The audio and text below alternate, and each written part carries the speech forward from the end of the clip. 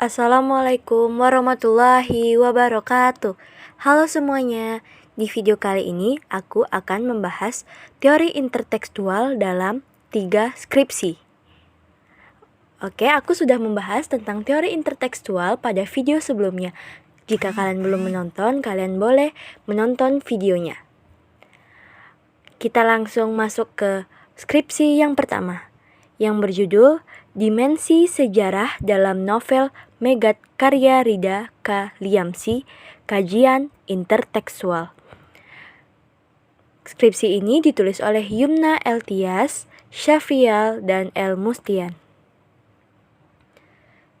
Dimensi sejarah dalam novel Megat karya Rida K. Liamsi dapat dikategorikan dalam 3 bentuk, yaitu negasi, yang berarti menjauhi hipogram, afirmasi, yang berarti mengkokohkan hipogram, dan inovasi, yang berarti memperbarui hipogram. Negasi dalam penelitian ini ditemukan lebih sedikit dibanding 2 kategori lainnya. Kategori negasi ini muncul karena adanya perlawanan atau tidak sejajarnya motif sejarah yang ada pada novel Megat dengan hipogram. Afirmasi dalam penelitian ini cukup banyak namun tidak dominan. Afirmasi muncul karena adanya pengokohan fakta ataupun struktur teks dan motif sejarah yang ada pada novel Megat dengan hipogram. Pengokohan fakta ini ditemukan banyak bersumber ke hipograf Tufat Al-Nafis, karya Raja Haji Ahmad, dibandingkan dengan hipogram Sulalat Al-Salatin, karya Tun Seri Lanang. Inovasi dalam penelitian ini ditemukan pada motif-motif sejarah yang baru ini, menjadikan Rida K. Liamsi tergolong penulis yang kreatif karena riset yang dilakukan tidak hanya bersandar pada buku sejarah saja, tetapi memberikan inovasi-inovasi baru pada novel yang ditulisnya. Yang kedua yakni skripsi yang berjudul Hubungan Intertekstual Puisi La Ronde karya Sitor Sutamorang dan Puisi Gadis Malam di Tembok Kota karya Joko Pinurbo. Hubungan intertekstual antara puisi La Ronde karya Yang kedua, hubungan intertekstual puisi La Ronde karya Sitor Sutamorang dan Puisi Gadis Malam di Tembok Kota karya Joko Pinurbo.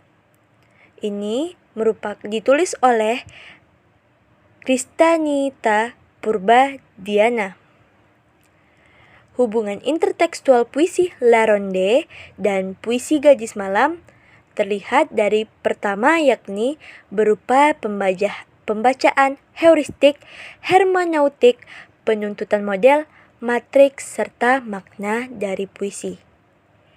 Penulis pada kedua puisi menyimpulkan yakni kesamaan dalam penentuan model puisinya. Model kedua puisi tersebut mengandung seksualitas dan wanita. Walaupun sama-sama mengandung tentang seksualitas dan wanita, tetapinya memiliki pandangan yang berbeda. Sitor memandang seksualitas dan wanita sebagai suatu keindahan yang bisa dinikmati. Berbeda dengan Joko, memandang dengan sangat sinis seksualitas dan wanita, bahwa itu adalah hal yang menjijikkan serta hambar dan tidak dapat menghilangkan kemampuan dan kesepian dari lelaki. Yang kedua, hubungan model, hubungan matriks, hubungan makna, dan kajian hipogram. Pada hubungan struktur formal, kedua puisi tersebut memiliki 3 bagian, yaitu berupa introduksi atau pembukaan, isi, dan penutup. Yang ketiga, dilihat dari tahun penulisannya. Penulis La Ronde ditulis pada tahun 1955 dan Puisi Gadis Malam di Tembok Kota ditulis pada tahun 1996. Ini mengakibatkan La Ronde mempunyai pengaruh terhadap Puisi Gadis Malam di Tembok Kota. Hal itu juga terlihat dalam letak persamaan kedua model puisi tersebut, yakni seksualitas dan wanita.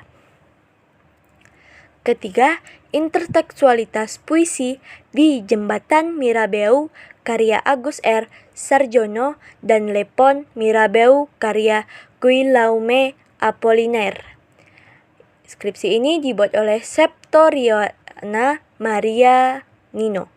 Berdasarkan pembahasan pada skripsi ini, disimpulkan bahwa puisi Le Pont Mirabeau karya Apollinaire dan puisi di Jembatan Mirabeau karya Agus R. Sarjono adalah dua puisi yang menggambarkan satu objek yang sama, yakni Jembatan Mirabeau. Puisi di Jembatan Mirabeau hadir sebagai tanggapan terhadap puisi Le Pont Mirabeau yang sudah ada jauh sebelum puisi di Mirabeau ada.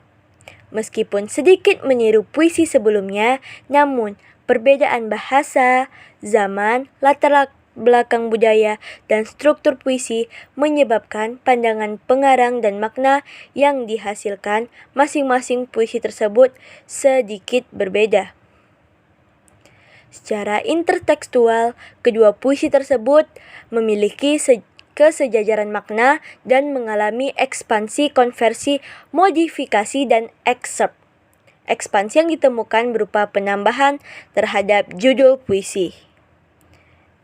Konvensi berupa beberapa objek utama yang saling mengaitkan sekaligus sebagai gambaran. Pembandingan dua kehidupan yang berbeda namun bermakna sejajar, yaitu Jembatan Mirabeau dan Jembatan Merah, Sungai Seine, dan Bengawan Solo. Modifikasi dapat dilihat dari aspek-aspek atau bagian-bagian dari puisi Le Pont Mirabeau yang cenderung dihilangkan dalam puisi di Jembatan Mirabeau.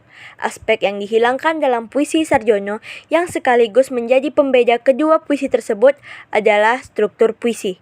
Struktur tersebut meliputi tipografi dan rima akhir.